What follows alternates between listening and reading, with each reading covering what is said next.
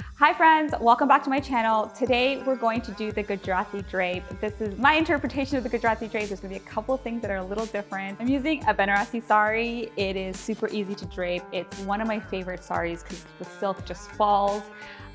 For undergarments, I'm wearing the Saree Silhouette and just a crop top. Let's get started.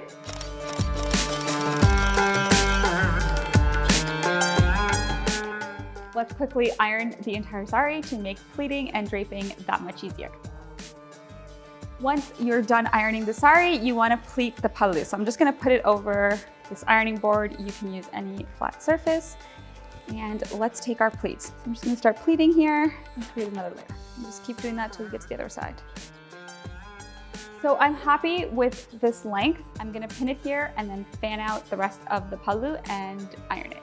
Okay, so you just want to spread out the pleats until you're happy with them. I'm happy with this, and then you just want to press them down. Look at that. So take the pallu once you've done ironing it and make sure you're happy with how it looks. And if you want to change anything, then go ahead and do that while you still have the iron ready to go and press down these pallu pleats. As always, you want to take the non-fancy end and tuck it in, lightly grazing the floor, and do one round or twirl. You want to go right to the end of the sari, take that pallu, drape it over your right shoulder.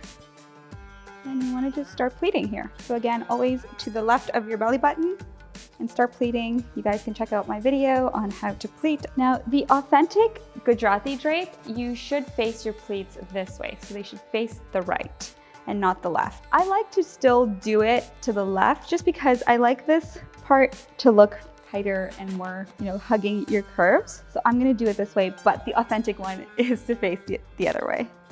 Once you've tucked in the pleats, as always, just fold any extra fabric you have here and tuck it in. The reason this is usually not tight is because you'll bring this back and kind of pin it back there. You can do that, but I like to just leave it in front. I think it looks nicer when you can see this part here as well. For this drape, I would definitely recommend a waist chain to hold all of your pleats together.